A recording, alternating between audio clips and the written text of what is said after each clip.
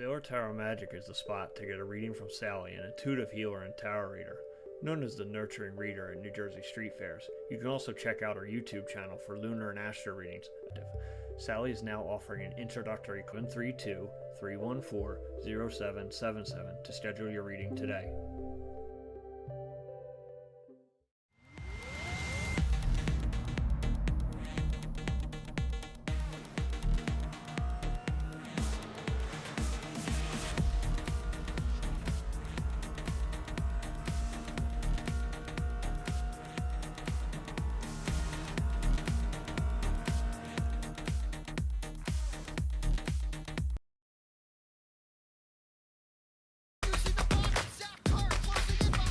And here comes Milo, big run out of 4. He's going to be there. Tristan Martin's there. Cannot count out to 37. Oh! No, gets burned! Cabot, where did he come from? Here comes Zwack. A punch from the 33. It's a drag race. The Magic Man wins it Auto Club.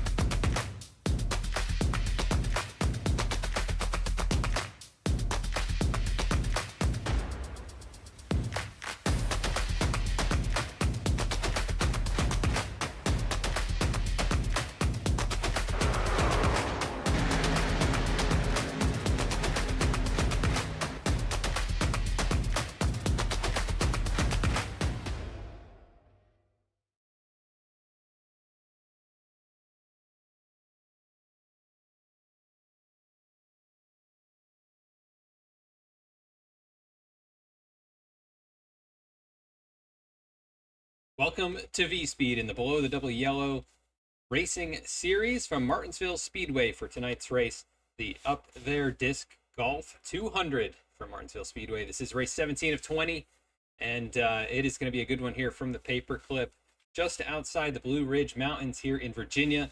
My name is Adam Baker. I'm joined up here in the booth by Alec Martinez. Alec, how are you feeling about tonight's race here at the short track? I'll tell you what, I'm feeling pretty good. I think tonight there seems to be a little bit less cars than I was thinking showing up, but we were discussing that before the race happened. But I think now that as we've had 17 cars unload, we're in for a race tonight. And with the way the points shifted last week at Watkins Glen, this track that promotes chaos. We know tight corners. Martinsville's always one of those races where it tends to gonna have to get the bumpers out. Might have to get replacement bumpers out too to put back onto these cars. So it's gonna be a fun and interesting race, and I think we're in for a show tonight. Yeah, it is going to be a lot of fun. Definitely one of my favorite tracks to go to, one of my favorite to watch when NASCAR goes here. Should be a good time in these Xfinity machines. You mentioned the points being shaken up a little bit after last week. Adam Cabot, of course, getting the victory at Watkins Glen. Let's take a look at the standings as they enter into tonight's race. It is Seth Hatchel now at the top of the point standings with his 3 victories. He's able to leapfrog Jeff Wright, who got turned by the 8 machine last week. And we'll see if there's any favors paid back here tonight. A good place to do it here at Martinsville. That's for sure. And again, 200 laps. We know it's a long race, and a big thing, obviously, we know in real life when Xfinity or Cup cars go here, even trucks, is tire management and even brake management as well. How much are you going to be able to conserve brakes, conserve tires, and especially if we get green flag runs going, it might be a little hectic to start, but once you guys get in a rhythm, it's not uncommon if we get green flag, especially in BTDY, with this only being a half-mile racetrack, to see a 150-lap green flag run, which could very well happen here tonight. As you can see our track info here for tonight in Ridgeway, Virginia, and the Martinsville, and of course the Martinsville hot dog is staple of this place. I know I'm talking about food, but 11 degrees on the banking, concrete turns and asphalt straightaway, something you're gonna have to manage again with tires. And boy, oh boy, this is the oldest track in NASCAR that is still going to the oldest track in history, I think, that is currently ran here on the NASCAR schedule. So looking forward to it as the looks like Brody Hayes, another pole for the 37 team. I think this got to be a record for the most poles in a single season. Yeah, he has been on it so far this season, and looking forward to seeing what he can do. If he can get that first victory of the season tonight from the Martinsville Speedway, he'll be rolling off towards the front, or at the front of the field. And let's go through our starting lineup as we get things rolling here from Martinsville. So starting up front, it's going to be Brody Hayes, the number 37 machine. He had the pole last week at Watkins Glen, could not get the win there, but he'll be joined by Bailey Turner on the front row in that second position. We'll see if Bailey can find victory lane once again for his it'd be for his 4th victory this season. See what he's able to do from that front row. Adam Cabot, the Magic Man, winner of last week's race, he'll roll off from the 3rd position. Angelo Ronas going to start from the 4th spot here tonight. Rolling off from the 5th place, it'll be Seth Hatchel, the points leader. AJ Stravato starting in the 6th position after a runner-up last week at Watkins Glen, looking to rebound and get a victory possibly tonight. Jeff Wright going to roll off from 7th. Keith Mayato in 8th. Rolling off from 9th. Dennis Faircloth in the tribute paint scheme to Dylan Bunty's late wife. And we do give our shout-outs and thoughts, prayers to Dylan and everybody over there. And then Chris Samard also want to have thoughts for Chris and his family. His dad currently in the hospital, and we hope that he heals up soon. He's going to roll off from 10th. And just wanted to mention those things. That's a couple big things for these 2 drivers here tonight. So there's 2 heavy hearts here tonight with those 2. Alan Dice going to roll off 11th. Noah Mahalski is 12th. Cody Atkins rolls off in 13th. Justin Carey in 14th. Remember the battle in points for the 13th position. Extra money online for them for non-chasers. Then Nathaniel Ostrowski in 15th, with Max Cost rolling off 16th, and Todd Giles Jr. will round out the field with 17 cars in the High Rock Vodka Chevrolet Camaro. As ladies and gentlemen, we got ourselves a race on hand. Turner, Hayes, those 2 got into it last week at Watkins Glen. Track temp 122 with the air temperature of 83 degrees, and this is going to be a wild race, Adam. I think everybody watching here is in for a treat here.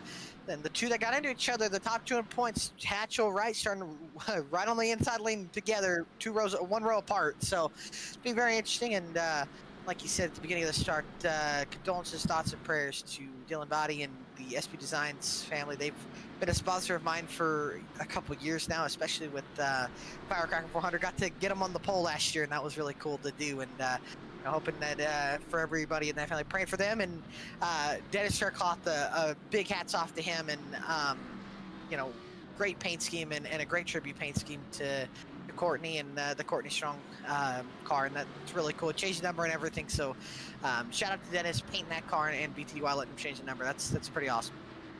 Yeah, very, very cool tribute there, and we'll see how Dennis is able to do. Rolling off inside the top 10 here tonight from Martinsville, and from the paperclip tonight, it's going to be Brody Hayes leading us to the green flag through turns 3 and 4. Pace car is in, and we're about to get going here for race number 17 in the championship. Brody Hayes gets us going, green flag in the air.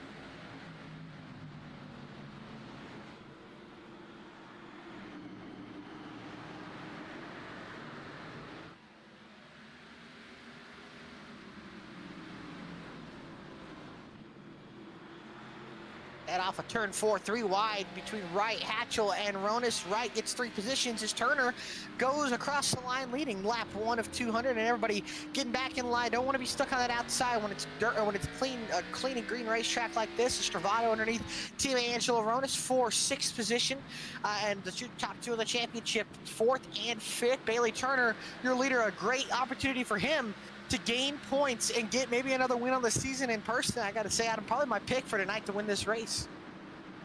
Yeah, an interesting start to this one. Brody, on the pole there, was not able to lead even lap number 1.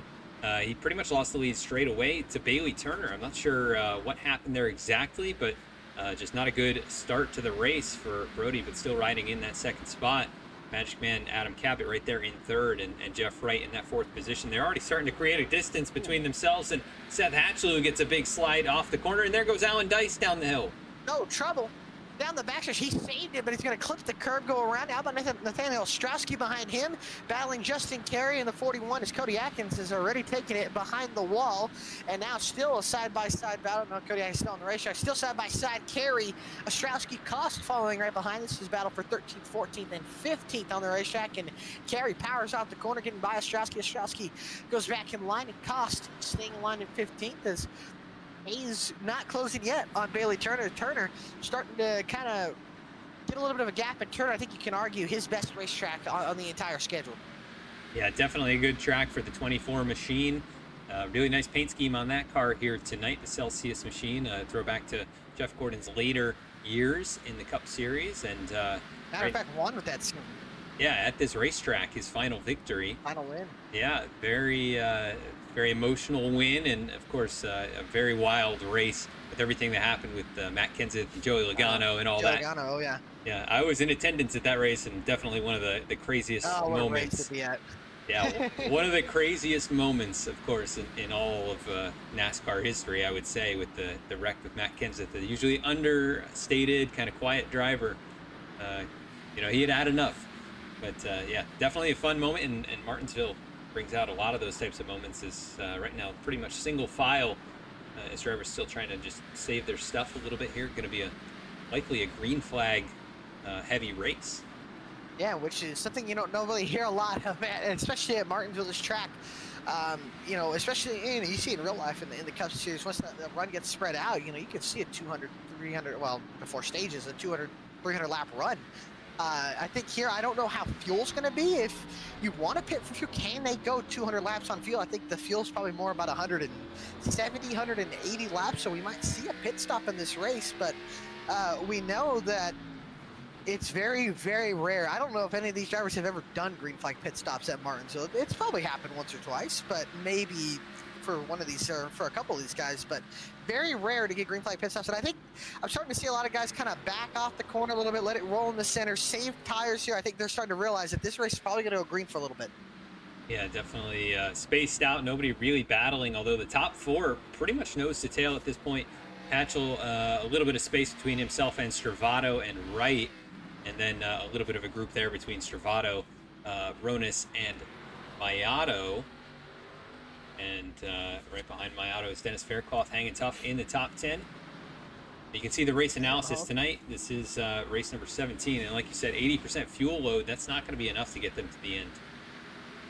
Yeah, there's a lot of good racetracks coming up for this season to finish out this season. I know they're all different. Like next week, we go to Las Vegas, back out in the West Coast, the last mile and a half of the year, and then you go to Bristol, the concrete half mile. We know how crazy that race could be, and the championship in Fontana. I think all three different racetracks. We had a road course the week before. We had a super speedway and a mile and a half. So it really makes you think. It makes you wonder.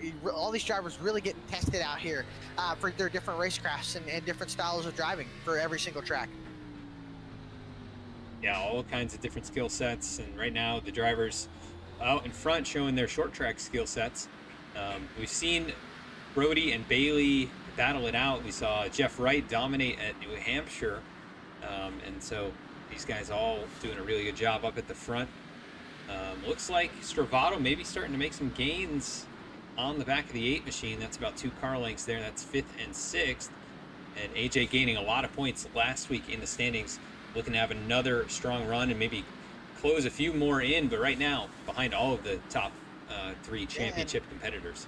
AJ's got to get some points going here, and I think even Keith Mato's almost in win every single race territory because of being 40 points back in 3 races left with this one included. So not a lot of a leeway to gain points here, and really it's, I think in my personal opinion for the points it's for the top 4 at the moment, and Stravato's going to need some things to happen to the 48, the 8, and the 24. This race could be one of them. If they get 15th, 16th, and 17th, and he wins, obviously good chance for him to close up as we go into Vegas next week. But a lot of time running out for especially the guys from 5th on back. They need to get points, and having smaller car fields doesn't really do a lot for them gaining points, but I'm sure when we go to Vegas we'll probably get more cars, and Bristol maybe, but obviously Fontana I think is another race we'll see a lot of cars. Yeah, hopefully we get a good turnout here these last few weeks, but yeah, not a lot of points to be gained necessarily, you know, for those guys in the back half of the chase. As 25 machine in the way. Oh! Is in it, and that might be his championship hopes. It is no front end and back end. A lap.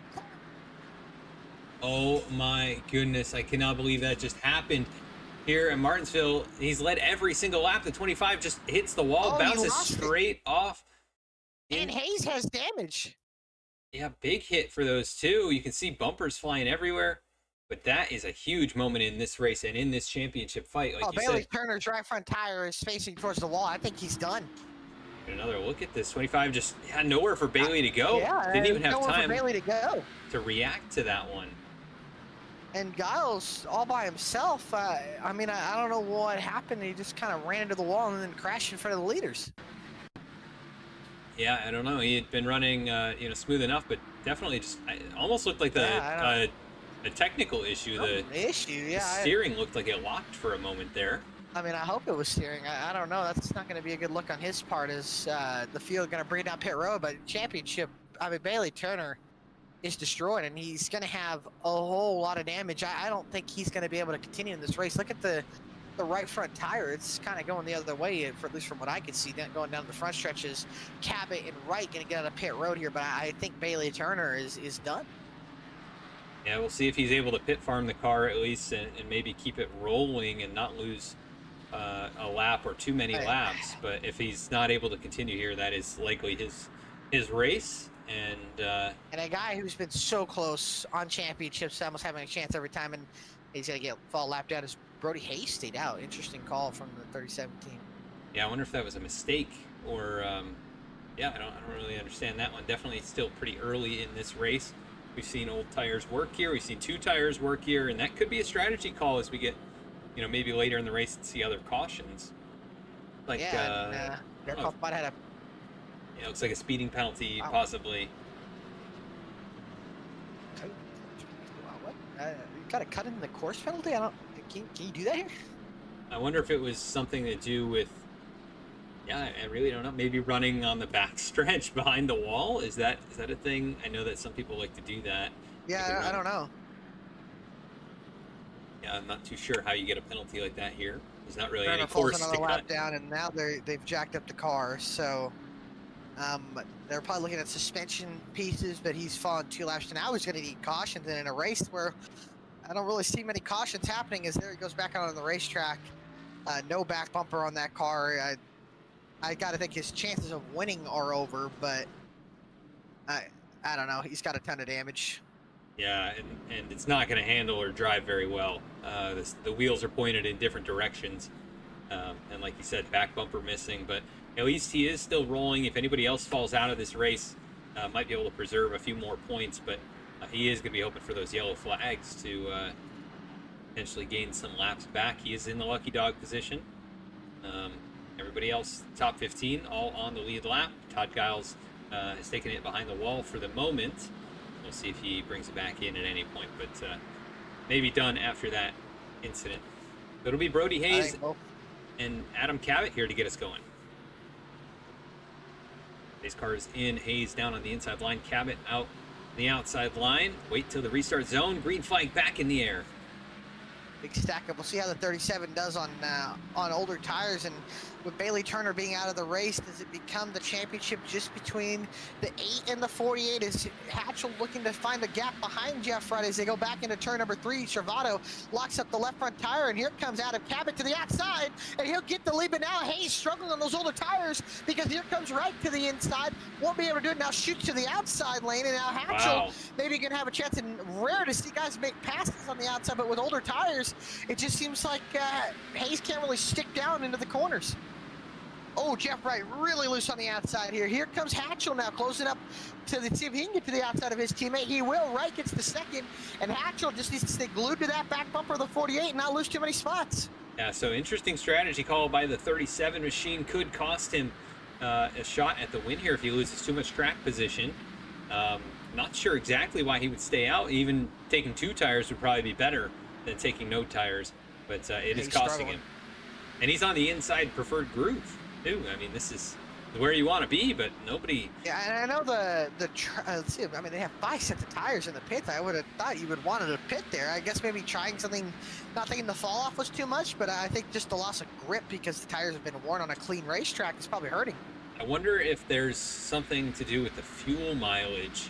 You know, these guys maybe that just pit, I'm not sure they're still able to make it. Maybe he's trying to go a little farther, but you'd think that these guys could all do that anyways. They could pit again when the window opens up, but a little bit interesting call for sure, and definitely has cost him track position. But at the front, Adam Cabot's taking over the top spot, and he has got heavy pressure from Jeff Wright, who's looking to get back to victory lane after a week off. Yeah, in that last run we saw, it looked like Jeff was a little bit faster than Cabot, and Cabot was a little bit faster than Hayes, but nobody was really I don't think it's as fast as the 24 car until that incident with the lap car, and now this race kind of blown more wide open. I think Wright probably has the second, or was probably the second best car of everybody, but now he might be the best car because the best car or the car that was the best car is destroyed, and now Jeff Wright looking to capitalize on that. But I know Cabot, we know from over the years of watching him race, he's not the easiest pass. Yeah, definitely not the easiest car to pass out here. Just an update on Bailey Turner. He is still running. 20.86 was his lap time. Is struggling on turn. He is not the slowest car on the racetrack, but he is one of the 2 or 3 slowest cars, so definitely not where he wants to be, but he's going to try and roll it as far as he can and try to make it as far in this race. But he needs his cautions into this race probably, if we get any cautions. And now with with 2 cars wrecked and slower on pace maybe, but all of this right here, aggressive racing, the 37, the 03, and the 77.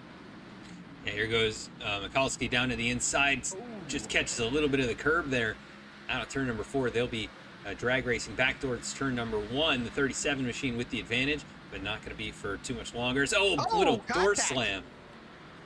I don't think Hayes is going to like that too much. If he gets back behind him, Samard is going to get underneath him as well. But a common mistake you see in Martinsville is guys maybe hit that curb, slide up into the guy's door on the outside. And right now, seeing they're kind of struggling underneath Hayes as he's getting pitched down by the 37. And then the 77's kind of stuck behind both of them. Can't really find a way. He could take him through, but Chris doesn't want to be this aggressive. You know, you're only 35 laps into 200 lap races. Although Chris Samard may be looking to get that win here that's been he's been wanting to get for a while. So the 03 almost slides up into the door of the 37 again. Yeah, good battle right here, and you can see the older tires. Brody's able to make good use of the outside lane like everybody else was. Oh, he's locking up the 03. Everybody was able to pass him on the outside, and he figured, you know, make them go down low, but big slide right there. It just seems like even with those older tires, he's burning them up even more being on the outside. The 03 clips the curb. This might allow Hayes to get a running clear down into 1, although he might not be able to. He'll send it in, and he does clear the 03, but now the 03 has a chance to get back to him. Maybe he might have to move him out of the way here to get by. So here comes Samard to the outside. And now Samard going to try and follow his teammate on by the 03. And how about that? Good drive down into turn number 3. He'll complete that pass, move him up to the 8th position. With Samard, a good short track driver. His dad, who we mentioned earlier, in the hospital, thoughts and prayers there for the family and hope that he can heal up quickly. But his dad, a notorious short track racer in the Northeast, and Chris, a lot of experience at the racetrack and around these types of flat tracks as he gets a run on his teammate now off turn 4. Here comes Chris Samard to the inside of Hayes, and Hayes' teammate will let him have it in the 77. Up to the 7th position, and Chris, one of those guys that I've seen or I've been able to race with on short tracks, and man, he's pretty dang good, especially on the long run. I'd say watch out for Chris on the long run. If we go the next 160 laps green, he might be somebody you have to watch out for because he just tends to be really fast, especially after 50, 60 laps on these kinds of tracks, the short flat tracks, New Hampshire, Martinsville, and maybe a couple other ones that you'll see on the schedule. Richmond, he tends to be really good at. And I remember racing the late models with him. We had a 150 lap run, and he was on my bumper the last 20 laps of that run. Yeah, I've had some good battles with him myself. One at USA in these cars, and we were, you know, by far and away the 2 fastest cars, just like nose to tail, lap after lap after lap. Great battles with him, and we'll see what he's able to do as this run goes on. But how about these top 3, pretty much nose to tail? Hatchel not letting that 48 get too far out in front of him. He wants to keep an eye on the championship lead, and he's right here in that 3rd position. Keith Mayato in 5th, not too much further back, just kind of, I think, biding his time running smooth laps, not trying to burn the stuff up. And AJ Stravato here in 4th, trying to track down those top 3. He's pushing that car pretty hard right now. He sure is, and Wright has been all over the back bumper at Cabot here, and that 48 always so iconic when we come to the Martinsville Speedway, especially the 24 and the 48. Always dominates. Oh, we got trouble down the backstretch. Justin Carey is around off of 2, and Bailey Turner, I believe, is going to get the lucky dog, so might pull him back in the fight. And this is maybe what Brody Hayes was hoping for. Yeah, I think everybody's probably going to bring it in as we take a look here. 21 just looks like classic wheel hop right there into 1, and right in front of Turner, gets by, and yeah, that's caution. Yeah, that is a lucky break though for Bailey that he did not get involved in it. He was right there behind it, able to avoid Ooh, contact. now everybody coming into pit road here, so this will be interesting to see as Turner stays out and he'll get a lucky dog and he'll go to 1 lap down, and this will be interesting to pit stop so we can get a better pit stop. Yes, it'll be Cabot leading them in, and a very interesting pit road here as it goes all the way around turns 1 and 2, and it can be very easy to make a mistake getting into your box. I think he might have gotten in there cleanly. We'll have to check the battle off of pit lane. And we'll see if Brody Hayes goes up on the 8. Anybody takes 2 tires. Wait, never mind. 48 with a beautiful pit stop. I think he's gonna get the lead, maybe. He does. Oh, they lean on each other there. He does. Jeff Wright, 48. Pit crew gets him out ahead. There's the wounded 24 car going by them, and he's gonna go to pit road. Yeah, and hopefully get more damage fixed and see what they can do to make that car better for Bailey Turner. Turner's still not out of this. We still have more than half the race to go. How much damage can he get fixed? Yeah, and you don't need that much aerodynamics here on this track. So as long as they get the suspension righted and he doesn't have any engine issues or drivetrain issues, he could be competitive at least for a top 10. As this race goes on. Even a little bit of suspension damage. You might not. I don't think he's gonna be able to fix all of it, but if he can fix enough, I think he'll be fine. As Angelo Ronis, I believe, had a speeding penalty there. Interesting. So he'll get dropped to the tail end of the field. And the tough part about getting damage fixed at Martinsville, these pace laps are not very long. They're 48 seconds as Jeff Wright crosses there. That one actually 39 seconds. So yeah, less than 40 seconds for a pace lap.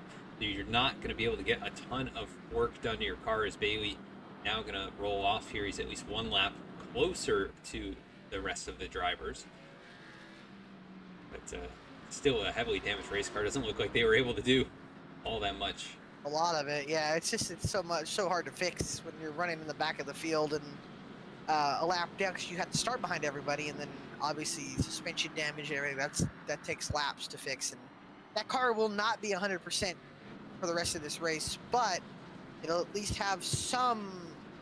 It's still top 10 fast, even the Bailey's just, good here. He'll figure it out. It just depends, how much better can he get that? How much can he will that car up to a top 10 or a top 5? And you never know how crazy these races get at the end. If we get a caution, guys start getting physical. You find yourself in a top 5 spot. If you can hold it, you're good.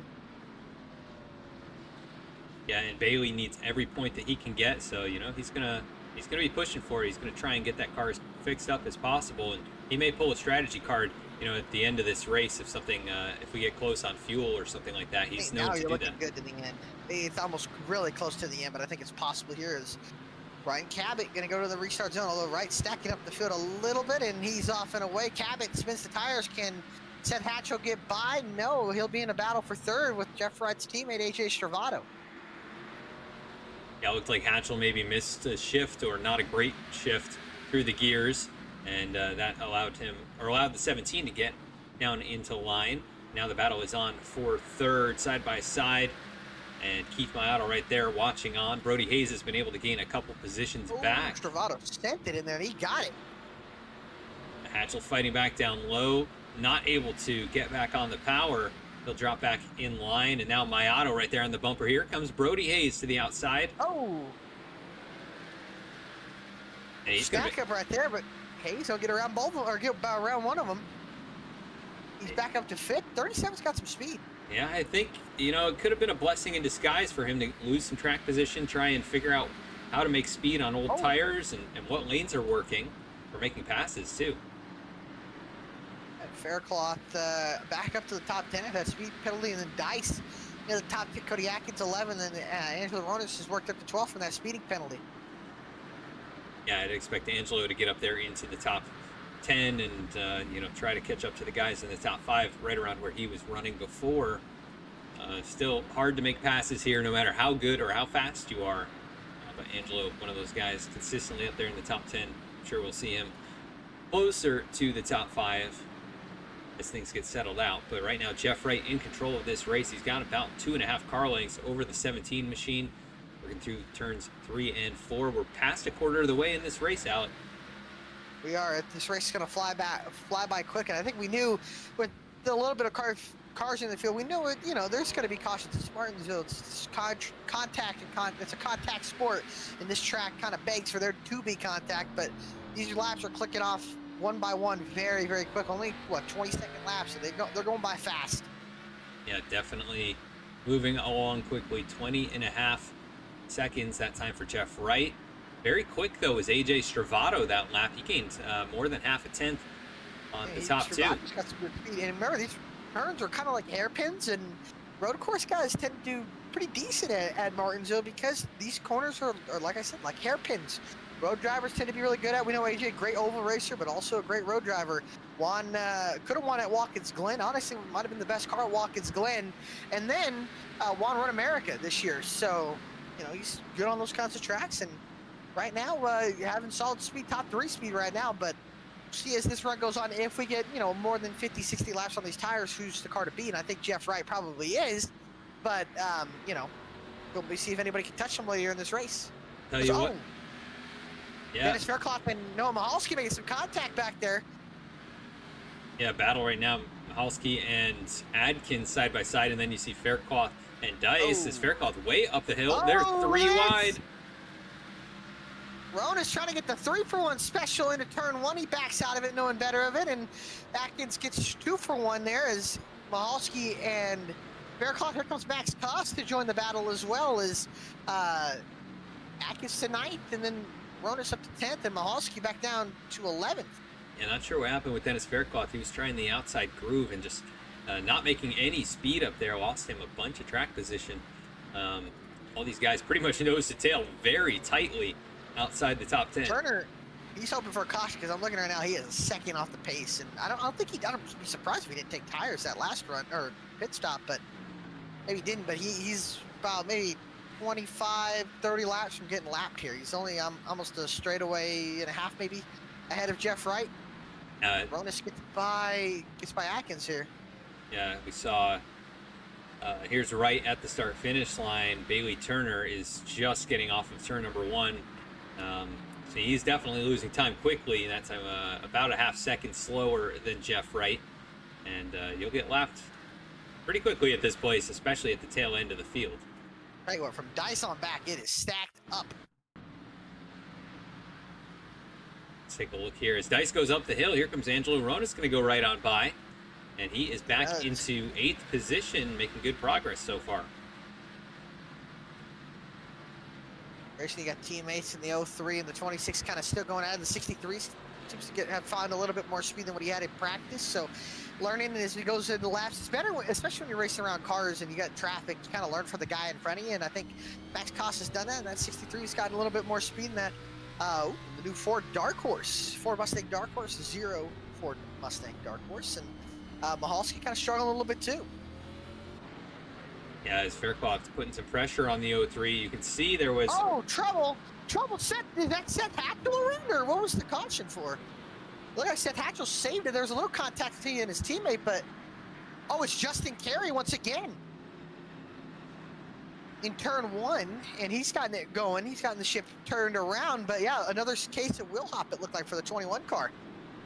And in front of Bailey Turner, Turner doesn't get any damage, but...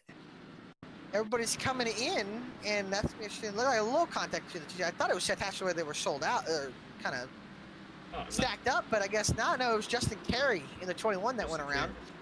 Yeah, Bailey Turner is going to get the lucky dog and put him back on the lead lap. Yeah, there goes 21 around right there, locked up and right around. And now everybody bringing it into pit road. Angelo Ronas, Cody Atkins, Dennis Faircloth, Nathaniel Ostrowski, and Justin Carey. They all stay out. Well, the rest of the field comes in to get tires. And those Seth guys, Hatchel, 2 tires. Yeah, those guys were battling pretty hard, you know, to gain positions. Here comes the 41, going to bring it in now. And Carey, Justin but Carey. Those 3 are going to stay out. Yeah, very interesting. And Hatchel takes 2 to get some track position, jumps both the 48 and the 17 and the 33. This may not be a bad call. I mean, Hatchel was stuck there about 4th, 5th, right? And Turner... Two on tires. the lead lap now, so that'll be even more interesting to see what happens. And he'll probably get tires this time. If strategy called for the 24, he didn't take tires the last time, so this will be his 2nd set going on. Yeah, I think where a couple of these guys have their 3rd set on already, and there's only 2 more sets of tires in the pits. for 140 laps. I think there may be some thought to this too. He's got a lot of strategy in it. I like it. Trying to maximize as many seconds as he can on pit road. Yeah. He may take 2 tires, honestly. I think he'll take 4 just to be safe. We know the suspension's probably bent a little bit, so the left side's probably wear out a little bit more than he'd like. And as somebody who wants to be a crew chief one day, I love the strategy. That's coming in. I like it. It's really forcing these guys to think and plan. And Angelo Ronas, let's keep in mind, he won the last race at Martinsville, and he's the leader. So we'll be seeing. As Bailey Turner gets rolling, he did take 4 tires, and he got a little bit more damage cleaned up on that car, but man, it's going to be a long rest of this race. We're only a third of the way. I want to interview Bailey, but I don't know if I should. Yeah, maybe when he gets that car fixed up and he's running a little more on pace, that may be. I'm curious, no back bumper. I wonder if that's going to help him. I know in real life that would help. I don't know. I think in iRacing might be the other way. So we'll see. As I think they're coming to 1 green, and now we got this field all mixed up here. So this is going to be, oh boy, this is going to be interesting with these guys on about 20 lap older tires. How much can Hatchel kind of get ahead here if he can get a gap on Cabot and Wright? And now another caution after 20 laps. So these guys come in again and pit. Yeah, this is going to get very, very interesting here. I think Seth might have put himself in a really good spot if he can get around these cars that did not bring it in, and the rest of these other 4-tire drivers get held up a little bit. He might be able to get out there and lead some laps and put himself in a good spot for later in this race. As back in the restart zone, Ronas in control, gets us going. Big tire spin though from row number 2. Cody Atkins into the corner. Faircloth stacks up, and now gonna be side by side, and Rona's trying to get away. Right, trying to get underneath both of them here with 4 tires. Atkins slows up. Faircloth to the bottom, and these two starting to get a little more impatient behind us. Faircloth gets loose, and now it looks like a super speedway race. 2x2, 4, 5 rows deep. Atkins tries to get in line. Can't do it. Cabot gets the bumper from Hayes. They save it. Here comes Faircloth in the bumper from Wright. Can Cody Atkins clear in the 3? He doesn't, and they're still side by side, and Angelo Ronas has a second lead. Cody Atkins gets a bump, gets a shot from the 8.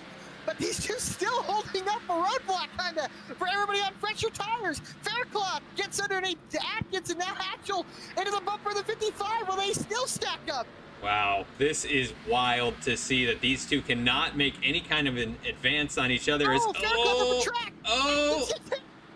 This set, the 8 gets hit too. Here comes Faircloth. He comes, Cabot to the inside of Hatchel and Stravato, and Stravato drives it in deep under Atkinson. The 55 still holding up the 8. And 55 in the wall. He's still in front of Seth Hatchel. Wow. And Hatchel just lost all those spots he gained at Pear Road. Well, he just lost them. And now Wright finally gets clear of Faircloth. And Hatchel's on a 2-tire disadvantage here too, so he's lost the positions that he had gained, and he's potentially at a disadvantage. We'll see if it affects the handling. Sometimes 2 tires can actually help you at this racetrack. It's one of the few on iRacing I've seen that work. Trouble.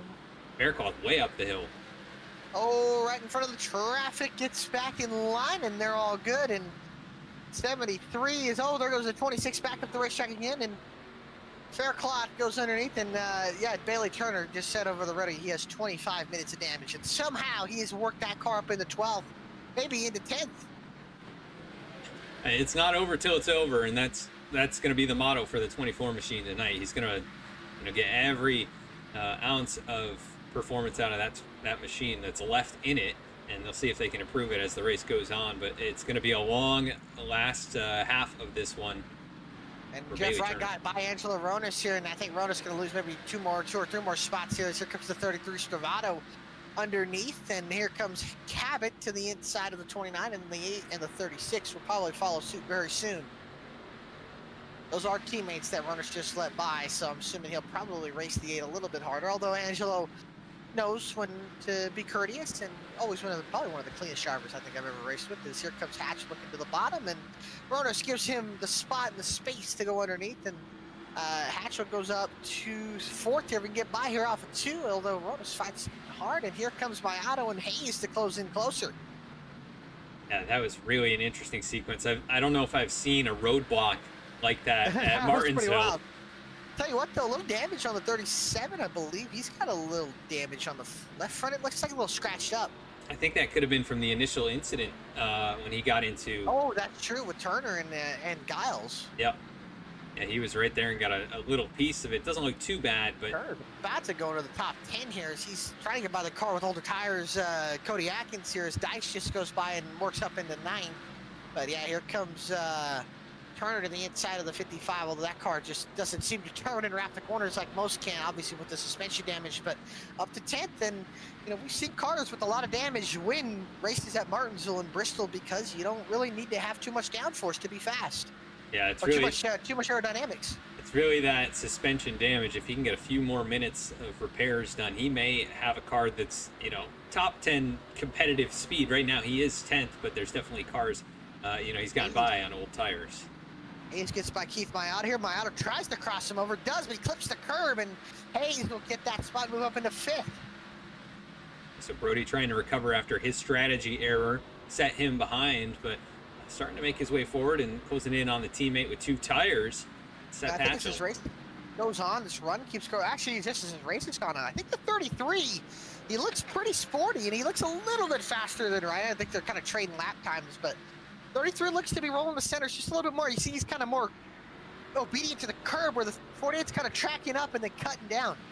Yeah, and we'll see how that works out on the long run, because if you're abusing the right front a little bit more by going up the hill and cutting back down, you know, that could be, you know, damaging on the long run. But maybe Travato with his road course experience, you know, may be able to preserve the tires a little bit better. We'll have to see. He burned him up last week at Watkins Glen, while Adam Cabot was the one who preserved them, but those two were by far the class of the field at that point and well in front of everybody else. Just very different techniques. And that's going to come into play here. We still have 117 laps to go, and Jeff Wright out in front. He's led 30 of the 83 laps that have been completed, and trying to get that bonus point for most laps led. That'll be very crucial for the championship. If he can get it, that's for sure. AJ Stravato here in second, started in 6th. He hasn't led any laps. Adam Cabot has led 20 laps already in this one after starting in 3rd. Currently rides in 3rd. And then Hatchel in 4th, started 5th. He has not led any. Brody Hayes led a little bit there, 6 laps after starting on the pole. And trying to work his way back forward. He is putting heavy pressure right now on the number 8 machine. Ooh, a little bumper tap there, I think. Sure down in the is. corner. He's I think Hatchel's starting to struggle on those 2 tires here. He's got to run his Hayes, and here he comes. And Hatchel's going to have to preserve, kind of stop the bleeding here, because he's losing points to Jeff Wright. And we're going to 1.5 miles next week. We know Jeff's going to be really good at the 1.5 miles. Although Hatchel's not bad at Vegas, but we'll see. Yeah, I believe he may have been the last winner, or maybe last season got the victory at Las A couple Vegas. seasons ago, he did win. Yeah, they're Him and definitely. Stravato have gotten a couple wins here the last few years, so we'll see. Although Hatchel's trying to fight off, and this guy's 3 seconds behind Jeff Wright, so Wright opening up that lead now, and I think Jeff Wright, I mean, he's looking poised to get another win. Already 5 this season, trying to add to that total. Looks like a lap machine out in front. That may be Nathaniel Ostrowski. It is the 41 machine. We'll see what he does here as the leaders, you know, approach. But he's on the same tires as everybody else, just a little bit off pace here. Not exactly sure if there's any kind of an issue with that machine, but looking to try and stay on the lead lap potentially. The 48 closing in quickly. Yeah, he's looking like he might lose a lap here pretty soon. As I'll tell you what, man, these guys just tend to be, as right, just when he's on, man, he's really, really hard to beat. But man, what great racing we're seeing so far, even with the shorter or smaller field. It's just the racing's been really good. And Hatcher right now, man, he's got to get up on the wheel and drive it, because he can't lose too many spots, because they're all points going to just be getting thrown out the window here, especially if Wright can win this race. And he's getting more pressure from another teammate. It's like, maybe you guys can cut me a break here. I'm fighting for the championship. And those two maybe a little bit out of reach. I mean, Mayotte maybe technically could still, you know, get up there and battle for the championship. He's had a good run so far in the chase, but still just maybe a little bit too far back, especially if he loses more points tonight. It's probably going to eliminate him from realistic contention. It's Jeff Wright, like you said, expanding his lead now to 1.1 seconds. AJ Stravato has to deal with the 41 machine here in turns 3 and 4. Not a great spot to run up on him. Yep, that's the greatest of spots to run up on a lap car, but at least on the entry, if you can clear him on exit here, it shouldn't hold him up too much, and he's gotten by it. You know, it mainly makes you wonder here is Turner, even with his car beaten and battered, he's only a chance off the pace, which is surprising. Oh, Stravato kind of overcooked the corner there, but he's kind of been all over Alan Dice, and Dice kind of been all over Ronas here. These guys kind of gotten all stacked up together. Yeah, what I've seen from the 24, he's down on speed on the straightaways by quite a bit. Not sure if that's just the way he's having to exit the corner, but you can see he's got a lot of entry and center speed. Yeah, a lot of downforce with no back bumper, but probably doesn't help on the straightaways. Oh, Ronas up the track into the marbles, and he's going to lose both of those spots. Yeah, trying to wheel it off turn 4 there to get back in the groove. He'll fall back to 10th position. And Angelo started up there, you know, on the front row. This last restart, he led 9 laps, but it is not working out for him at the moment. He's still... Oh, lap car going to cost Hatchel maybe a position here. Daniel Straussy going to get out of the way now, but it almost cost Seth Hatchel a spot because Mayato got a great run. But now Mayato's right on the bumper of the 8 now. Yeah, he is right there.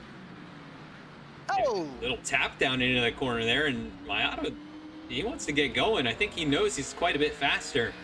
And Hatchel really is struggling as this run goes on.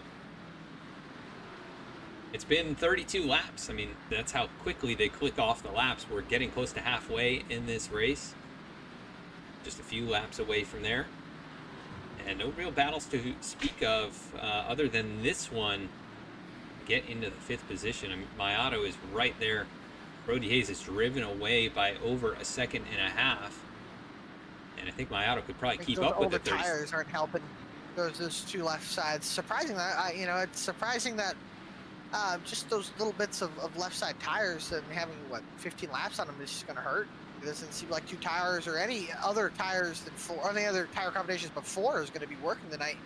You know, say we get later in this race, we get a couple more cautions, but what to see is this field is getting spread out.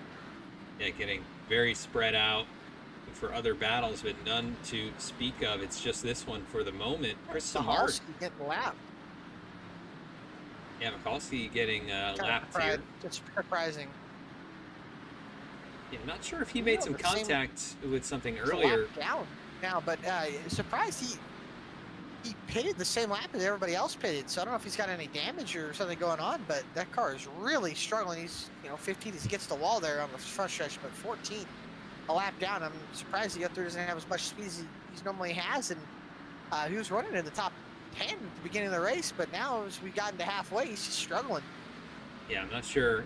It almost seems like a technical problem, or maybe he didn't take tires, or maybe something messed up there on his last pit stop. Not exactly sure what's going on, but he is well off the pace compared to everybody around, and he's just letting these leaders go. And tell you what, 37's got some long run pace right now. He's faster than all the cars ahead of him. Yeah, he's 2.8 seconds behind Jeff Wright, but he has made progress closing in on him. I think he was over 3 seconds before, so he's closed a few tenths, and he's closed up on these guys as well while making passes on lap machines. So yeah, keep an eye on that 37 machine. He's quick here tonight.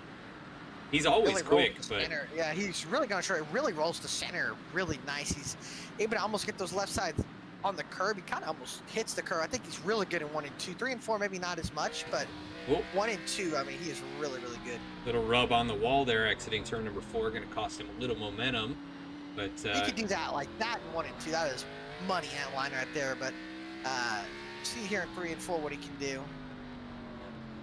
I would consider 3 and 4 definitely the more difficult end of the racetrack, though. I mean, it's one where the exit at turn 4 is really tricky to get perfect. I feel like you can get it decent, but it doesn't flow as easily as 1 and 2, even though it looks very similar.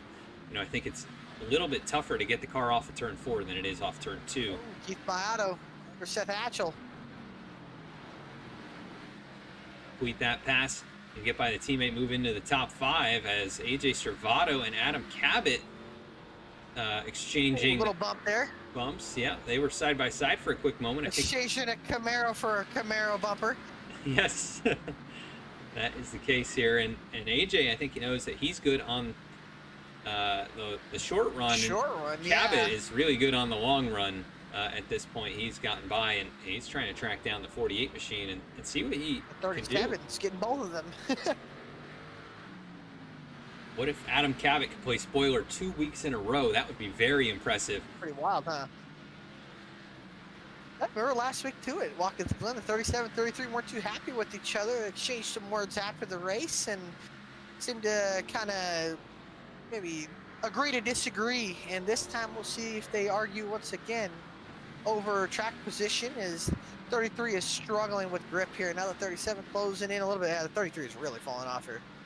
Yeah, he has used his stuff up, which is, you know, maybe we said he might have an advantage being a road course racer, but I mean, the ovals are different, you know, even though this drives a little bit like a road course, and the track temp is not helping things out here. We see a lot of these guys starting to slip and slide as the run goes on. It's not just turn exit, it's the entry. I see a lot of these guys on like, yeah, under braking. hop. Yeah. There's not a lot of grip to be had, and they're losing it on entry. So here they can get on entry and then kind of get the power down on exit. And I think the 33 just struggling with rear grip here. Off the corners, just the 37 peaks low. He'll back off a little bit, maybe make the 33 overdrive the corner and gain here on exit, center to exit here, is down the front stretch still the 37 right on that back bumper. Just need another mistake out of the 33 here, maybe like that, or go a little bit higher, try to cross him over, diamond the corner, but just can't seem to do it. And not able to get that car to turn down back to the bottom groove, but he was able to close up on the back straightaway. You can see just AJ really struggling to get the car hooked up off the corner, and Brody just a little bit better at that. Takes a peek down to the inside. Oh, Servato got loose right there. Now the 37 is going to get under him if he can get the throttle down. Not quite good enough, and as they battle, they continue to lose a little bit more ground to Jeff Wright. And Cabot. Cabot's kind of starting to drive away from these two. Yeah, they've lost about a half. Is starting to reel these boys in just a little bit. Yeah, he's running comparable times to Jeff Wright. Actually. Actually, it's faster that last lap. Yeah, fastest car on the racetrack was the 36. There goes Hayes to the inside. He is there now.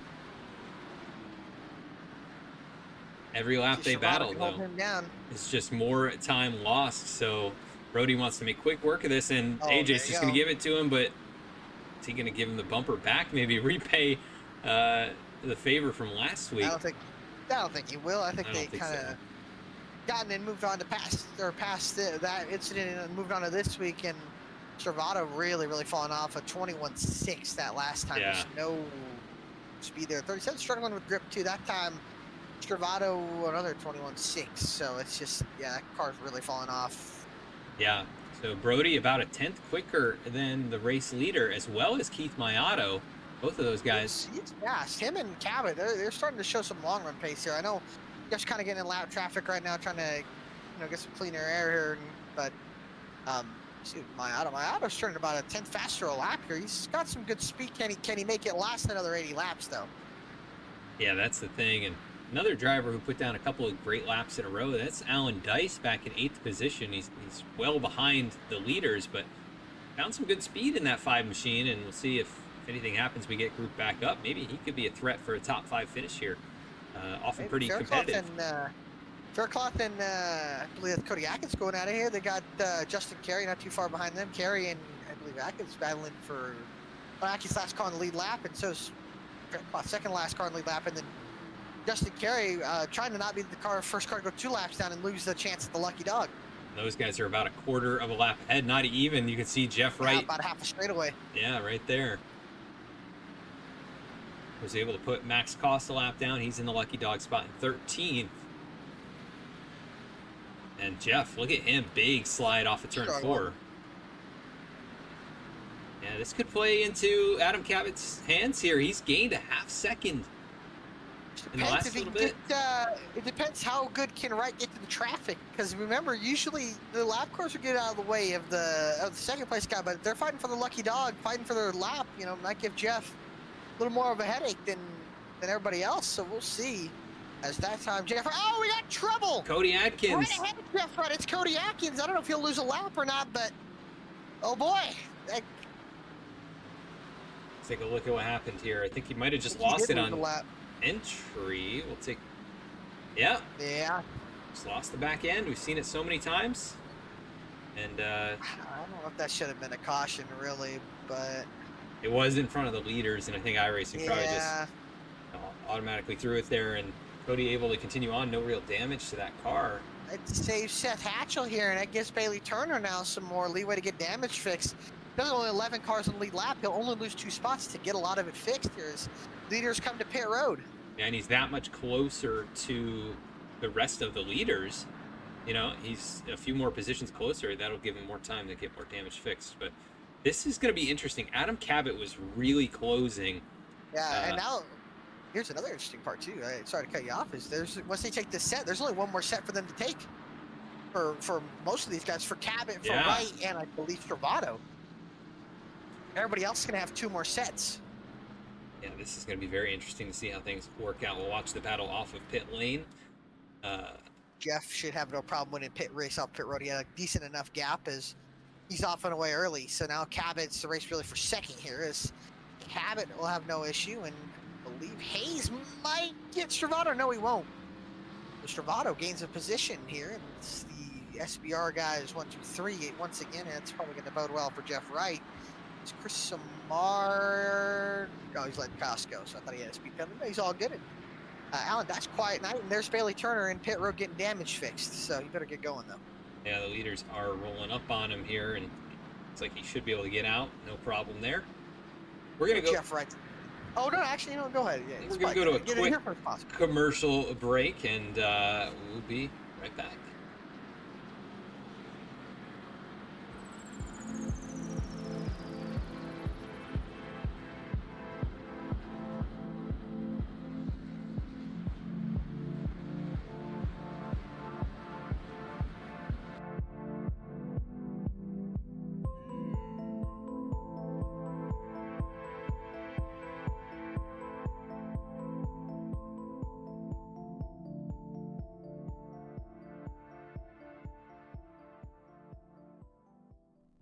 Sailor Tarot Magic is the spot to get a reading from Sally, an intuitive healer and tarot reader.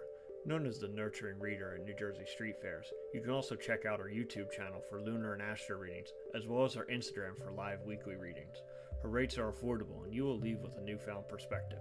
Sally is now offering an introductory class on tarot cards and intuition, and is available for parties. Call or text 732-314-0777 to schedule your reading today.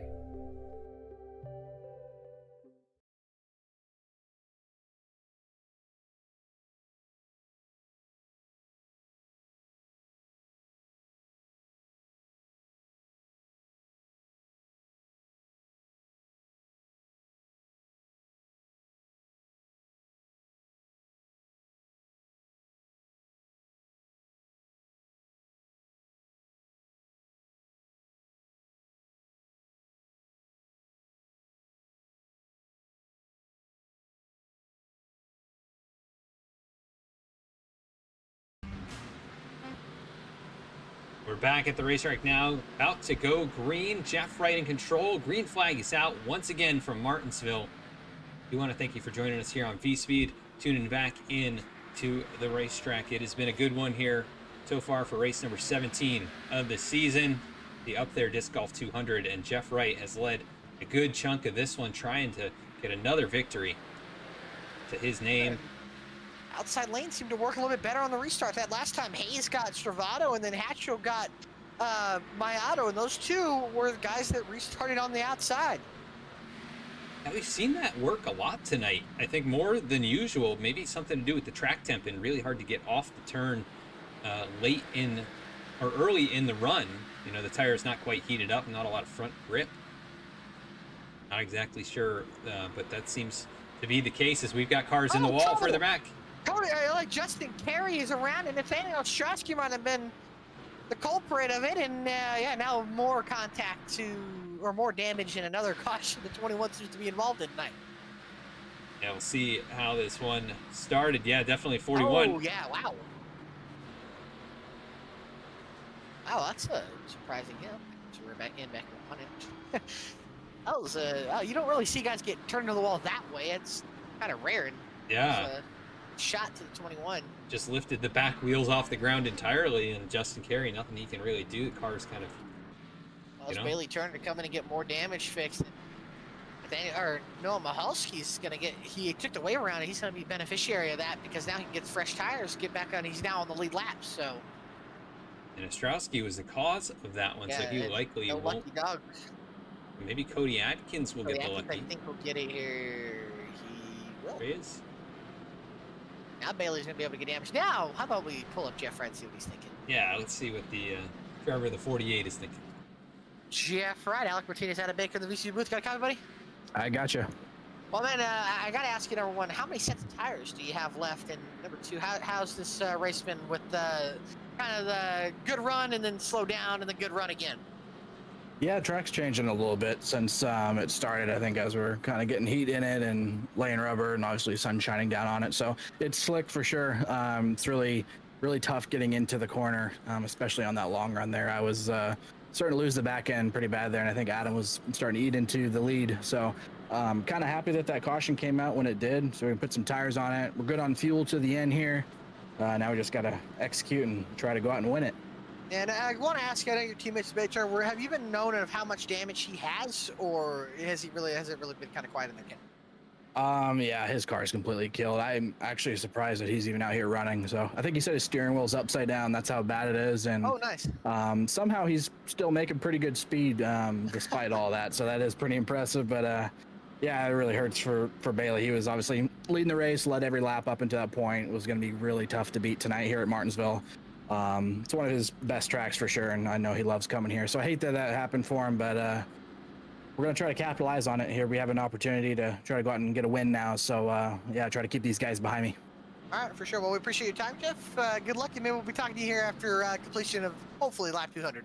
All right, thanks, guys. All right, I'll see you. That's Jeff Wright, current race leader. Adam Cabot, the Magic Man, in second. Brody Hayes, I think, might have something. He looked like he was long run pace, maybe mid run pace, but same with the 17 long run pace was a little bit faster than the 48. So we'll have to see what happens. It's really impressive. Bailey turns wheels upside down. Yeah, that is wild. I mean, that's way off with the steering rack, and that's impressive that he's been able to stay within a few tenths of these guys, every lap. That is a tall task, and he's, living up to it right now, but got a long ways yet to go in this race, and we'll see what happens. He might be able to gain a few more positions. How aggressive, or maybe Seth Hatchel, Brody Hayes going to be? Yeah, very important for Hatchel to get as many points as he can, get as close to that 48 machine. Wright has already led over 75 laps in this race, and I think is pretty much clinched most laps led if he can lead about 10 or 15 more. As we wait for the green flag, there it is. 48 gets us going. Big tire spin from Cabot, but trying to close the door. Oh. Able to get down in front of Brody Hayes. That was a very aggressive move, though. It sure was, and really was aggressive enough to have to check up. I thought the 38 or 37 might have got into him, or might have pushed him into the corner. But look at this, side by side, Hayes, Travato going at it here for third. Hatchel and Mayato side by side behind them. Hatchel gets the spot into one, but now Hayes gonna clear Travato off of two, because Travato crossed him over. Doesn't look like he will. In the top 5, top 10, single file out to Mahalski and Kost. Yeah, and we only have 2 cars off of the lead lap at this point. Justin Carey and Nathaniel Ostrowski. They're just 1 lap down apiece, but the top 14 all on the lead lap. Some of these guys with damage, some of them just getting the wave around or the lucky dogs. As we've got something going on back here. I saw Cody Adkins get offline a little bit. He's behind Bailey Turner, who's trying to gain positions back. Finds himself behind the 03 of Noah Mahalski and Max Kost. Not able to do anything just yet, but both the 03 and 63 struggling a little bit tonight. And Bailey just trying to recover. We'll see as we're closing up on what, 60 laps to go. There's not too much longer left in this race. It's getting down to crunch time here very soon. We'll see who's able to preserve the tires for the perfect amount of time. Jeff Wright's been really good at the front, but we've seen some weakness from the 48. Nobody's really been close enough to kind of press on that. But Adam Cabot, we'll see if he's able to stay a little bit closer now that he's... The last run, Cabot was, what, 3rd or 4th, and he had to get by Stravado. I think he had to get by Hayes, too, and now he's in 2nd. Let's see if he can at least stay with the 40, and if the 48 starts to fall off that cliff a little bit sooner and a little bit harder, I think maybe the 17 now being in 2nd has a chance to capitalize on the 48's weakness here, especially, it seemed like on the exit of the corners, the 48 was struggling. Yeah, and that was about 50 laps into the run. We saw the 48 really start to lose some time to the 17. That'll be in about 25, 30 laps. Run. Yeah. So we've already done 18 laps on this set of tires. It's going to be very interesting. Brody was also quicker than Wright. He was faster than AJ Stravado. We saw Keith Mayato also pick up the pace. How about Chris Samard? He's closed in right here on this lead group.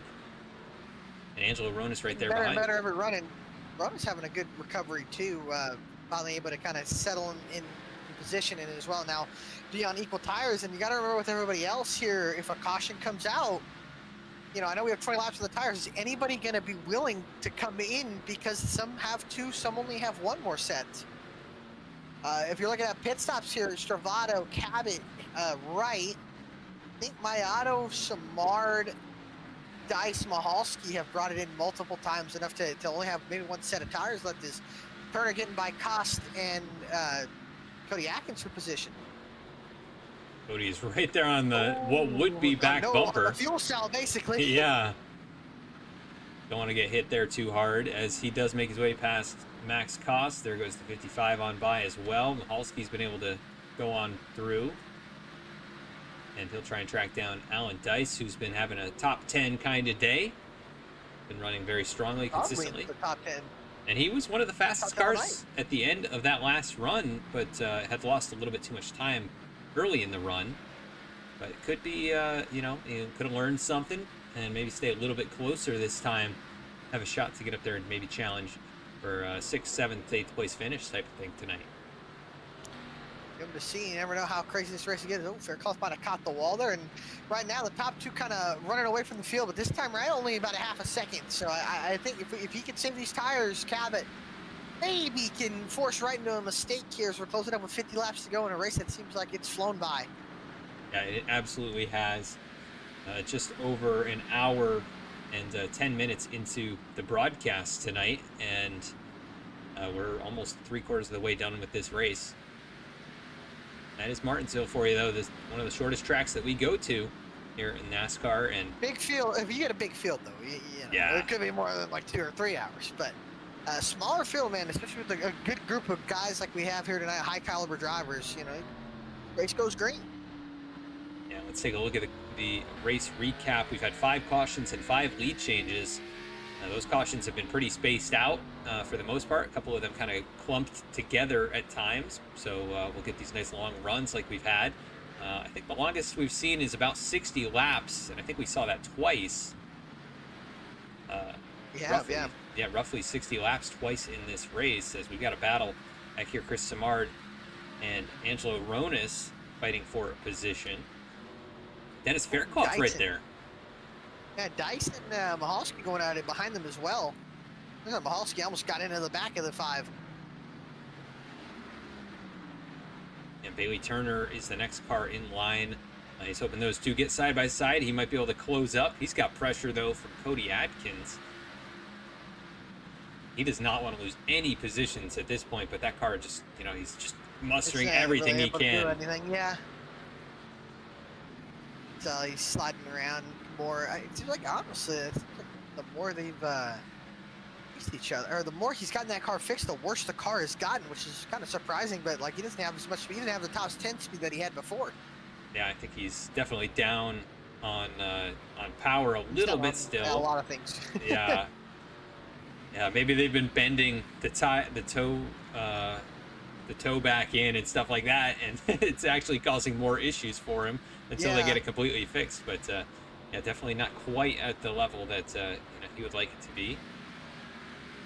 And Ronis kind of all over Samard, and Faircloth kind of all over and pressuring Ronis here. So good little 3-car battlers for 7th, 8th, and 9th on the racetrack. Oh, big moment there for the 29. Still slide the tires. Here comes 26 now with the run. Pokes to the inside here, letting him know he's there. Yeah, and these three battling 7th, 8th, and 9th. No real pressure from Alan Dice in 10th. He's about 2 seconds back. And they're not too far behind Keith Mayato, about a second behind him. Oh, that's just spinning around and he gets clipped by the L3 and a caution's going to come out and oh boy, do we have something now. Harry's going to get the lucky dog. It looks like he lost it. Yeah, we've seen it a lot. A lot of guys losing it under braking. Just goes in a little bit too deep. Yeah, clipped by Michalski there and... Yeah. Sitting there in the middle of the racetrack. Man, what does Wright and Cabot do now? Or what are these guys on older tires? Are they? I gotta think they have to take their set of tires. 30 laps is a long way to go here. Their worst case scenario now is we get another 30 lap run. Caution comes out. They're in trouble. Yeah. Oh, Hatchel stays out. And yeah, Cabot stays out. And Cabot did too. Hatchel stays out. Justin Carey, I think, is Turner's the lucky dog. in. Yeah, he is lucky dog. So everybody else coming in. So Wright and Stravato are going to be out of tires. Wow. And everybody else, I think, are going to have about one more set in the pits, especially Brody Hayes. He's still got one more set in the pit road. Anybody going to be willing to take two here? Although I don't think that was working the last time, so we'll see. Turner into pit road as well. Keep an eye on Jeff Wright. What is he? Yeah, Jeff took 4. Everybody else took 4, so. There goes Ooh, Hayes might... No, couldn't. Oh, boy. So Cabot staying out, Hatchel staying out. I think Hatchel maybe was hoping he could lead. Still have... Yeah, and those two could still have enough to... We'll see if they can hold up everybody, be side by side. Hatchel's only been on pit lane 3 times in this race, so he's definitely got... everybody... Well, you look at Cabot and Hatchel, they have a set of tires left. Hayes has a set of tires left. Faircloth, Cody Atkins, Carey, he has a set of tires left. I think even Bailey Turner has a set of tires left. Yeah. So Hatchel even has an extra set of left sides, too, because he took those 2 tires at one time, so he's a little bit ahead there. Yeah. It's not going to help him all that much at any point in this last little bit here, but yeah, they stay out. Actually, what they need is a 15, 20 lap run, then a caution. You can't have continuous cautions. I don't think that would help at all. Yeah, that would just set them behind and cost them a shot to gain any of that track position back. But it's going to be interesting to see. We could see the situation where they're side by side and none of these guys can make their way past, like we saw. One of them will have to take them 3 wide. They are going to be, what, probably about a second, no, 3/4 of a second a lap faster. You want to hear some breaking news? What's that? Bailey Turner has a back bumper. We get a view of that. About that? I'm seeing lots of black smears there on the back of the car. It looks like, yeah, it's kind of destroyed. Yeah, but he's there. He's got a back bumper. There we go. He's got the spoiler. I think that's the... Oh, he did have the spoiler. The deck lid is over the yeah, bumper, that's true. so Yeah. I don't know how much that's going to help or hurt. But they put it back on there, so... Yeah, okay, we'll see. It looks like maybe fixed up some of the right front damage on that car, too. Looks like that could have... Yeah, that looked like it helped a little bit. So we'll see. That car's never going to get fixed all together, but they can try. And so, boy, here we go. It's going to get interesting. I think Hayes might be the aggressor here. We'll see. Yeah, he's in a good spot to follow the 48 through if Wright is able to make it happen. But it's Cabot and Hatchel. Green flag back out here. Not a good start for Hatchel. They're going to box in. Going to back up the corner here. Let's see if they can really hold down here. I don't think they still have much. And Wright's going to get underneath Cabot, and I think that'll be that. But Hayes is coming. He's right there, and he's been one of the quickest cars. Wow. Yeah, those tires are not going to be it. And Hatchel needs to not lose too many positions because he's got to know. Oh, he boy. Can't lose too many spots. Look at Hayes. He knows this is his opportunity. Yeah, it looked like Cabot was going to shut the door. And Hayes was like, I'm gonna fake to the inside, and he's gonna over. He cooked it. Here comes Stravato, and now they're 3, 4 wide.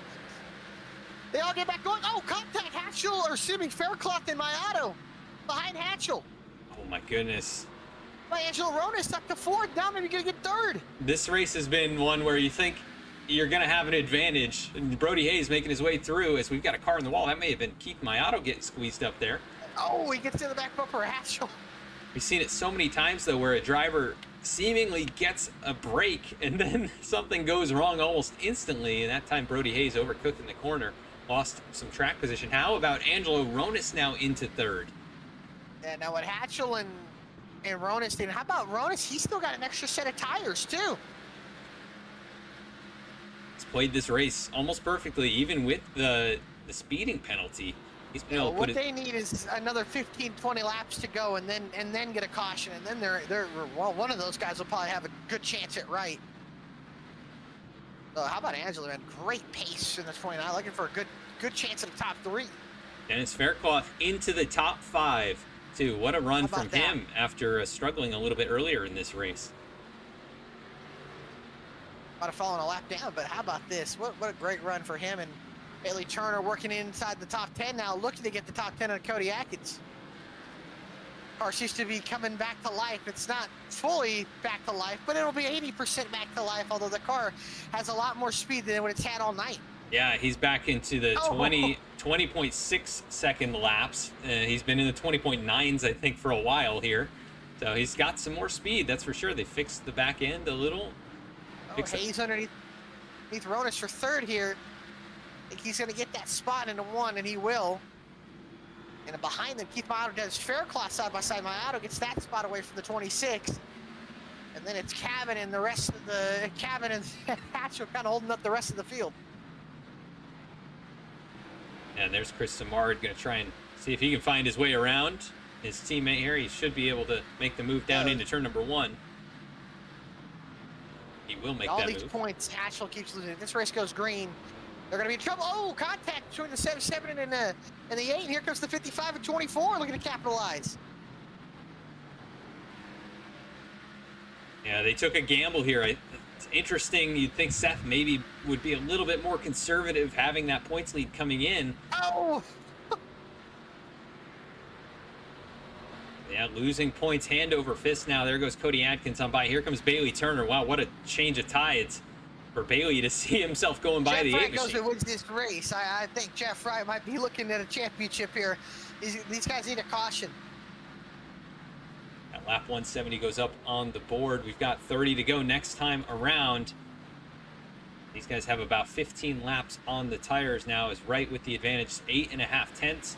Brody Hayes in third, 1.3 seconds back. He is closing just a tiny bit on AJ Servato, but then to try and get up there and track down Jeff Wright in under 30 laps is going to be all task. It's going to be very difficult. There's Samard out of Cabot going at it. I think Cabot is going to lose that spot to Samard. Comes Cody Atkins in the 55. Good run for him tonight. He's into the top 10. He might be able to get it an 8th away here from Cabot, as Samard trying to get that spot away from right now. Right there. He will on the exit, maybe. Yes, he will. Keith Mayato was able to get by Dennis Faircloth, so he's moved back into the top 5. Faircloth still in 6th. Good run continuing here, and we'll see if he can close this one out with a strong finish. But Chris Samard now back through to 7th. Yeah, and Cody was a lap down in, what, 15th or 16th not long ago in this race, and now he is fighting for 9th. And here is Bailey Turner. Fighting for 8th. He's got it. Now Turner fighting for 9th. Trying to limit the damage. And that car is close to back up to pace here, at least with kind of the midfield. It's up to pace. It's not back up to pace. It's well, yeah. 10 pace now. Yeah. Jeff Wright is kind of driving off into the sunset here with 25 laps. Coming to 25 laps to go. Battle could be on for second, though, as here's Hayes. He's arrived at the back bumper.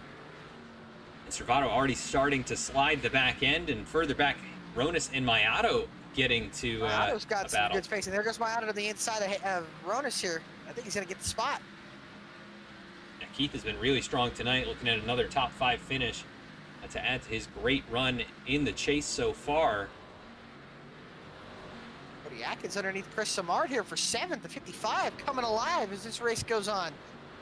He's got it. Chris almost catching the wall there off turn 2. able to get back in line, and now Bailey Turner on the back bumper. Is he going to be able to make a move and get another spot? Let's see what he's able to do here. Still 24 laps to go in this race. And the battle is still raging for second. I tell you this, with 20 laps to go, the bumpers are going to start getting used up here because there's not too much longer to go to get spots. That chrome bumper is getting closer and closer behind that rear view bumper of AJ Stravato. And he is right there. Will he be willing to lay it to him as he looks like he tried? Yeah, little tap right there through 3 and 4. He knows he's quicker. He's been keeping pace with the race leader for now. Actually, almost the exact same lap time the last time around, but I think he's gonna lose just a tiny bit. Stravato not quite as fast as the 48. Oh, he's into him again. Yeah, and that time right, fastest car on the racetrack, continuing to increase that margin. 1.2 seconds now, and 20 laps to go next time around. Keith Mayado's actually starting to close in on this battle for second. Hayes had to jam on the brakes in the middle of the corner. Looked like he kind of locked up their left front, and now Mayado running those two down at the top, or second and third down, as he's sitting in fourth, and it's like Stravato maybe starting to pull away a little bit from the 37 here. Yeah, I think Brody hurt the tires with that early slide. We gotta remember he was into second and then slid up the racetrack, lost all of the track position. He's fought back for most of it, but I think that definitely affected those tires. And him riding right behind the 33 is not going to help either. But look at Stravato. I don't think it will. Big power slide off too. They're continuing. 37's coming back up to him. Yeah, they're just trading laps, and all the while 48 is driving. Driving away. Driving off into the sunset. If anything happens though, he's going to be out of tires. Yeah, which will be very interesting. It's just that caution needs to happen. I don't really see it happening. This field is too spread out. Have it back here in 10th. Hatchel's fallen all the way to 11th. He's got pressure from Alan Dice now. He's going to lose a ton of points if he gets 11th or 12th here, and Jeff Wright wins this race. Oh, a little walk up from Max Cost. Oh, Hayes almost got into the 33 here for second. Yeah, we may see a caution generate from. We're getting a caution. It might be from these two. He's doing everything he can to stay right there and have a run, but not quite able to do it off the turn. Oh, there you go. He gives him a shot right there. Might be able to squeeze by underneath. Get under him here. See if Stravato shuts the door. He will. Hayes gives him another shot. It's the second shot he's given him to him in the lap. Oh, Stravato cooked the corner. Here comes Hayes to the bottom. These guys have lost so much time by running nose to tail like that. See, Keith Mayado's closed right in. He's only about 8 car lengths behind, and they are over 2 seconds behind Jeff Wright. Mayado's gonna get there. I think these guys keep going at it.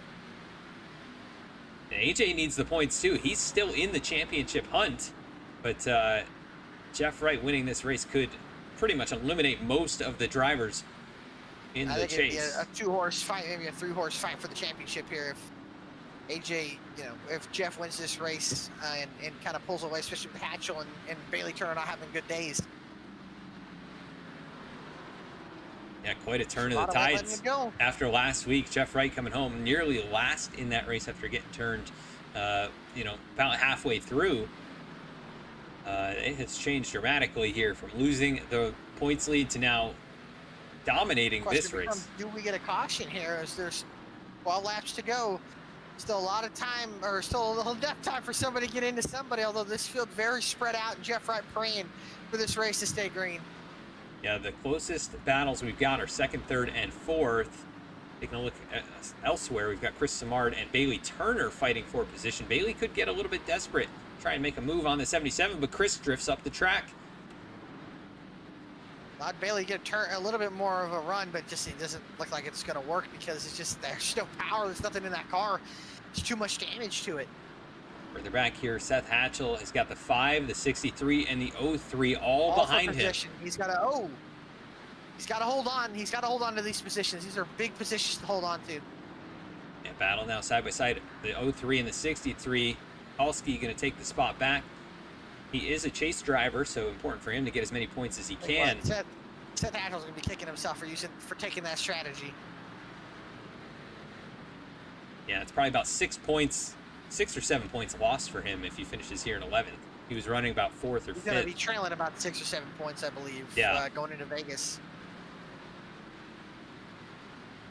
With the difference between finishing 4th and finishing 11th, you know, that's the difference between leading the points or being where he will be at a deficit. It's not over yet. Look at these guys behind him battling hard for position. They're going to try and make their way past the 8 machine if they can. And he cannot afford to lose another position here. Is Travato and Mayato going at it here? These two got a little bit more pace. These two always seem to find each other, don't they? Good little shot to the 33. Faircloth running down Angelo Ronas here. Yeah, Dennis with some good speed here late in the run. Pretty equivalent to Brody Hayes and AJ Stravato. Their lap times further up the field. Some really good late run pace from the 26 machine. As we take a look a little bit further back, things have spaced out a tiny bit, but this is important. This pass that could happen, the 5 machine of Alan Dice closing in on Seth Hatchel, is putting that pressure on. Only 5 laps to go next time. Jeff Wright is not too far behind the tail end of the field either. I mean, that is... No, he's catching him. Oh, big moment from Stravato. Now Keith Mayato going to try to find a way around him. Just kind of stuck behind him here and can't get the drive off. Faircloth is closed up now. Faircloth underneath. Ronas here. Oh, Ronas got loose. Faircloth kind of drifted up the track. Perry's up in the wall. Oh, there. Oh! Ronas in How the about wall. this? What a run it would be for Dennis Faircloth to get a top 5. And He's Angelo almost into the side of the 29. Oh, there's contact! is able to save it. Lost a bit of ground, though. 4 laps to go for Jeff Wright. He's dominated this one as he's done so many times before. Most laps led. Started in 7th, so he hasn't had it easy all night long, but got to the lead and has not looked back. And speaking of looking back... These guys keep it clean and green here the next 20 seconds. Stravato still under pressure, trying to finish on the podium once again, but Keith Mayato, what a drive it would be for him to get up there.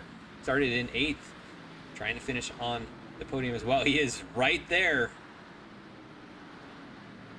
Faircloth on the back bumper of Angelo Ronas. Everybody sliding around. Just take the white here. This race is official, and it's looking like Jeff's gonna get another win. The men that you're gonna have to go through him for the championship. And honestly, this race might be the statement win that gets him the championship. Yeah, as you see Seth Hatchel just going into turn 3 further up. And Dennis Faircloth, Angelo Ronas battling further back. But it's going to be Jeff Wright off turn number 4 to win the Up There Disc Golf 200 at Martinsville. His 6th win of the season. Brody Hayes comes across 2nd. We'll keep an eye on the battle for 3rd. Stravato able to hang on to it. And Dennis Faircloth going to be able to get 5th place away from Angelo Ronas. How about that? What a race for Dennis Faircloth. And at the line, Dice gave a bumper to Hatchel, but he held on, and Hatchel comes home 11th, but is going to lose, oh boy, 10 points, maybe actually 11 points, and fall 8 points behind Jeff Wright in the championship, and that strategy was not the way to go. But Jeff Wright, your winner here tonight, going to capitalize big time on misfortunes of other chase drivers. What a race for the 48, dominating performance. Once again, we'll interview him and the top 3 right after a quick commercial break.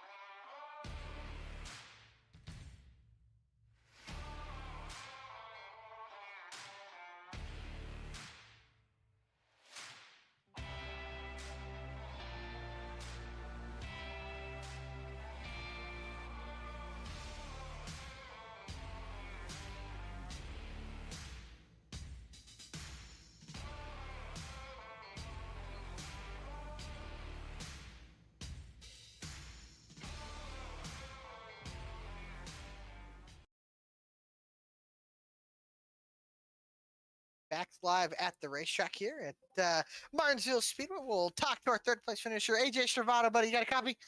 Got a copy. Yes, sir. Well, buddy, you come home a top 3 finish once again at Martinsville. Looked like you were really good short run. Kind of seemed to struggle a little bit on the long run, but it seemed like the 48 was kind of class of the field. How was the race here for you today?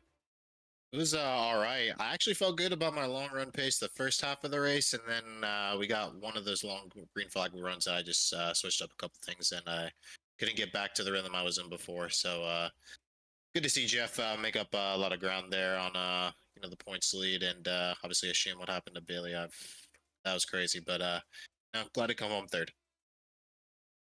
Yeah, and like I said, another podium on the year. You've been pretty good at racking up top 3s. Next week, back to mile and a half. So the track you've been pretty successful at in the past couple of years, out west in Las Vegas. How do you feel about going out there and maybe getting another win?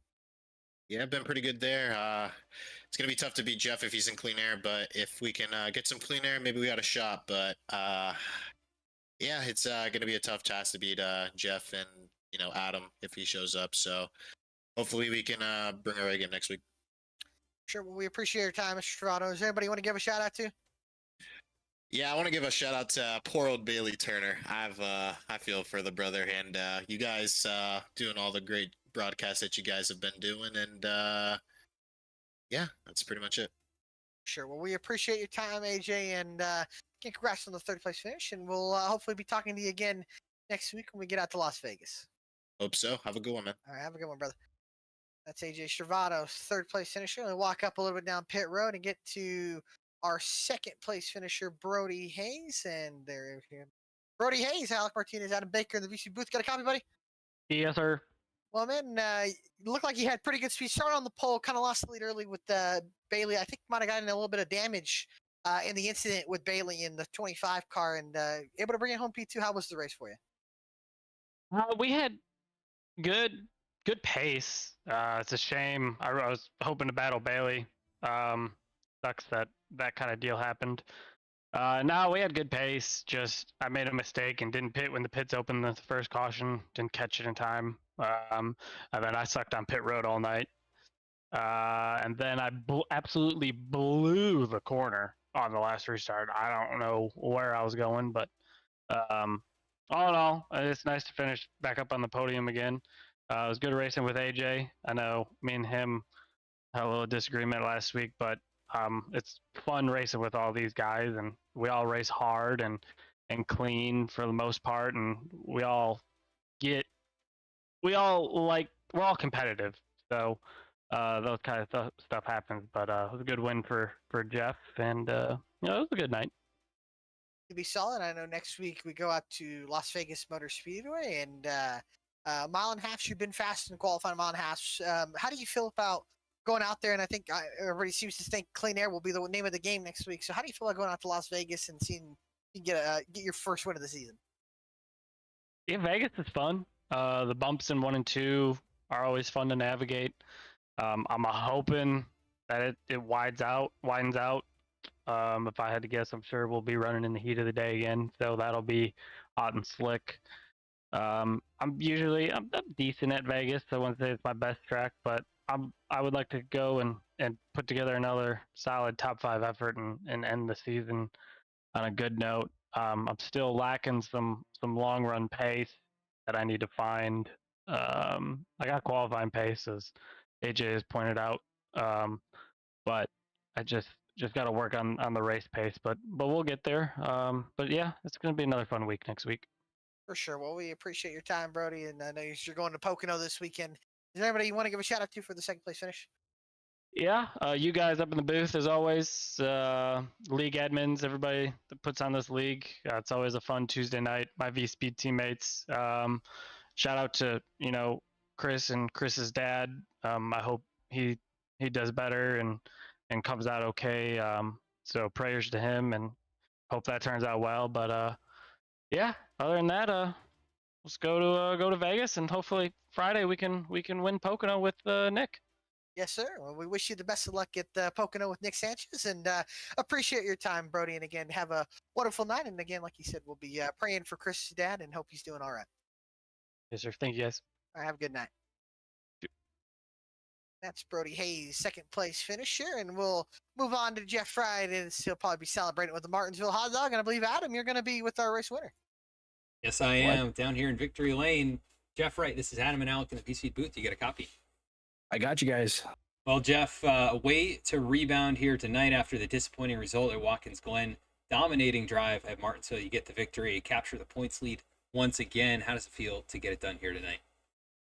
Feeling relieved, Adam. That's what I'm feeling right now, especially after a really bad week at Watkins Glen, getting a bad finish and taking a big drop in the points.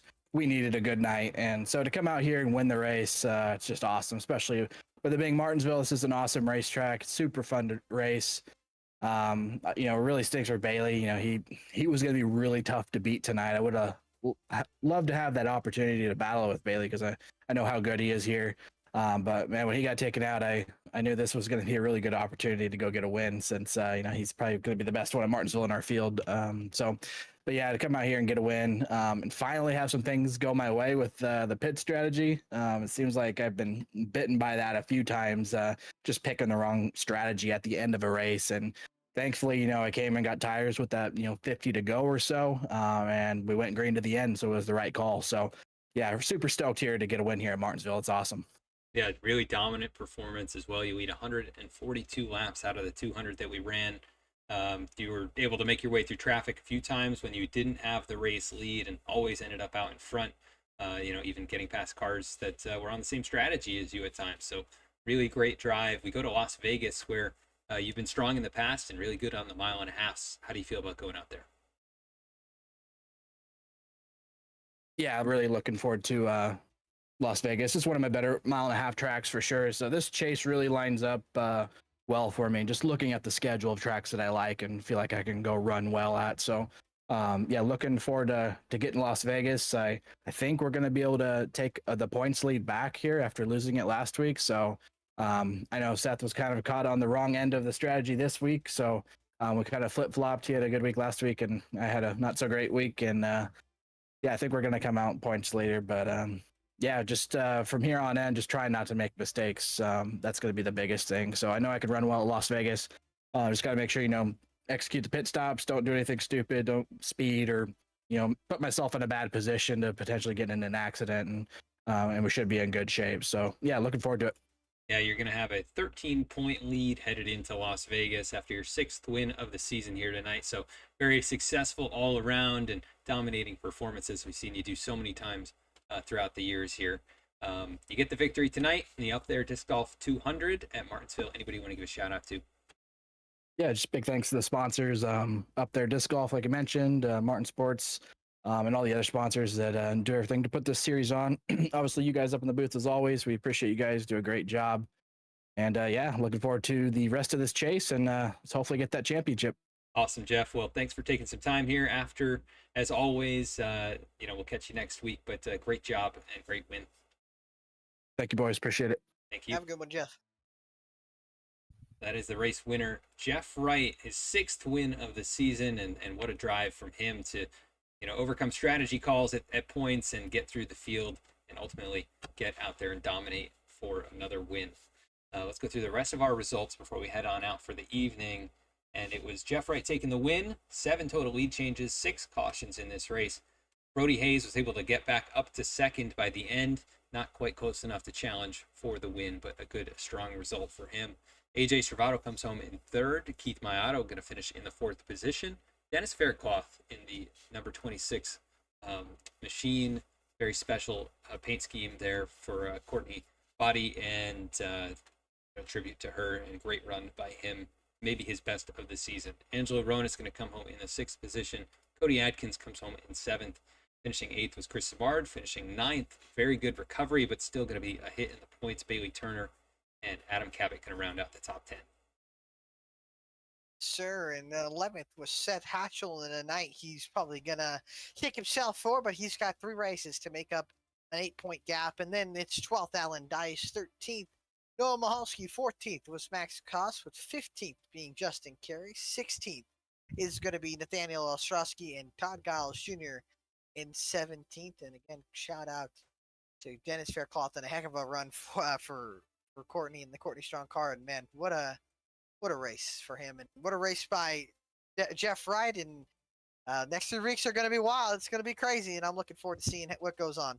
Yeah, definitely going to be a championship battle for the ages, and Jeff Wright going to try and get his second championship. Seth Hatchel, Bailey Turner are going to do everything they can here the next few weeks to close in. We go to Las Vegas next week, so make sure to tune in for that one, as well as the rest of the races throughout the season. You can find us online here on the YouTube channel pretty much every night throughout the week, so tune on in. Make sure to turn on your notifications if you haven't already to see when we go live. Do appreciate you tuning in here, and have a great night.